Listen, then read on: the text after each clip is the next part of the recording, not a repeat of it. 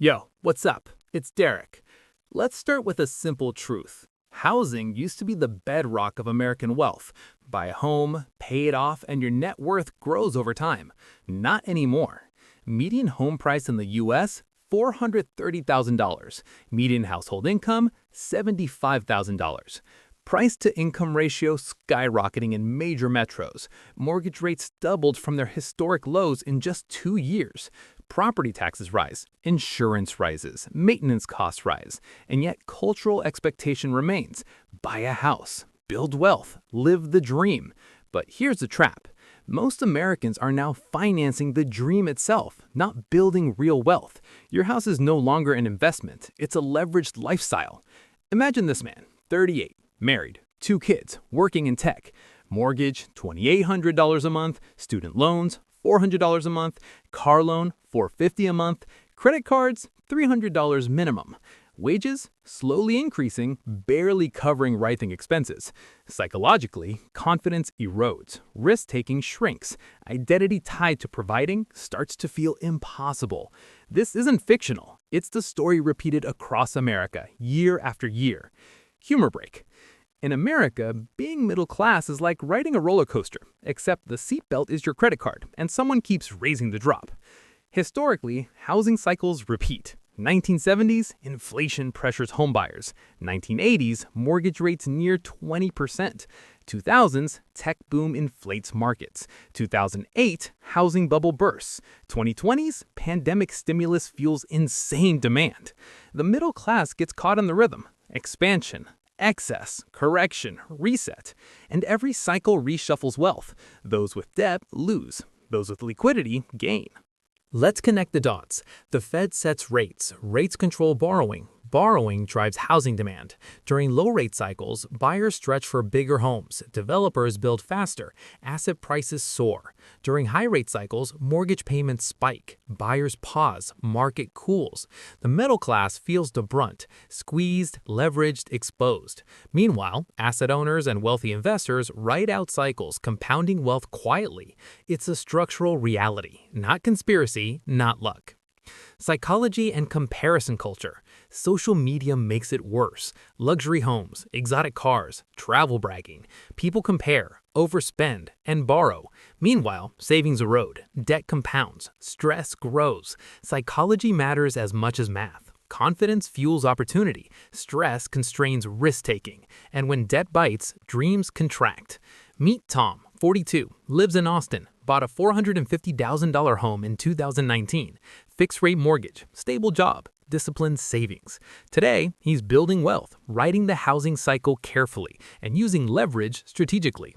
Now meet Mike, 40, same city, same income, bought a $500,000 home in 2021 with adjustable rate financing.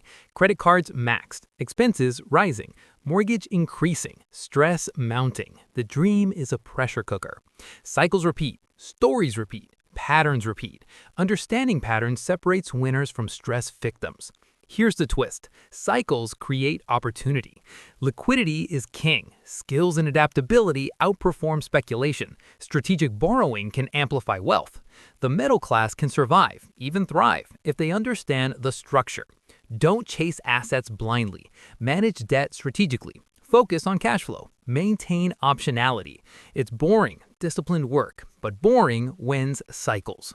From 2009 to 2021, interest rates stayed historically low for most of the period. Money was cheap. And when money is cheap, leverage explodes. Companies borrowed billions. Stock buybacks surged. Housing demand accelerated. Tech startups burned cash aggressively. Crypto thrived. Risk fell rational because the cost of capital was near zero. But here's what low rates quietly do. They inflate asset prices. Homes double, stocks triple, valuations stretch, and those who own assets become wealthier. Those who don't, they fall behind. This is where inequality widens, not from conspiracy, from monetary mechanics. By 2022, inflation hit levels not seen in 40 years. Groceries surged, gas prices spiked, rent climbed aggressively. The Fed had to reverse course. Rapid rate hikes followed. This is where the story shifts. Because raising rates is easy in theory, but painful in reality. Higher rates mean higher mortgage payments, higher business loan costs, pressure on small companies, cooling housing markets. If lowering rates stimulates growth, raising them slows it. And slowing growth often means job losses. The Fed's job is balance, but balance is fragile. What this means for the middle class. Here's the uncomfortable reality. You cannot control the Fed. You cannot control rate cycles. You cannot control monetary expansion. But you can control your leverage, your liquidity, your skill set, your optionality. When rates fall, don't assume it's permanent. When markets soar, don't assume it's sustainable. When rates rise, don't panic, understand the phase. The Fed creates cycles. Those who understand cycles don't get blindsided by them. The Federal Reserve is not evil, it's not heroic, it's reactive. It manages pressure in a system built on expansion. Sometimes it stabilizes, sometimes it inflates excess, sometimes it tightens too late, but it always shapes your financial environment. The real question isn't whether the Fed is good or bad. The question is, do you understand the game they're playing? Because if you don't, you'll mistake stimulus for prosperity and tightening for catastrophe, when in reality, they're just phases of the same cycle. The U.S. system is under pressure. Debt is high. Rates fluctuate. Housing affordability is stressed. Confidence is fragile. But capitalism is resilient. The system recalibrates. The market corrects. Opportunities shift. Cycles create winners. Cycles create losers. Cycles always repeat. The question isn't, will it collapse? It's, will you position yourself on the winning side of the cycle? Owning a home no longer guarantees wealth. High income no longer guarantees security. Paper net worth is meaningless without cash flow. The new American dream is financial resilience, optionality, understanding cycles, strategic leverage. It's less glamorous, it's more powerful. If you've watched this series and realized the system isn't broken, it's just selective. The prepared win, the unprepared suffer. This channel, Darek Invests, exists to arm you with clarity. Understand cycles, read the data, avoid traps, build resilience. If you want to stop being a pawn in the system and start understanding the game, subscribe now. Turn on notifications. Knowledge compounds faster than the market. Don't just survive the cycle, win it. I'll see you in the next chapter of your financial journey.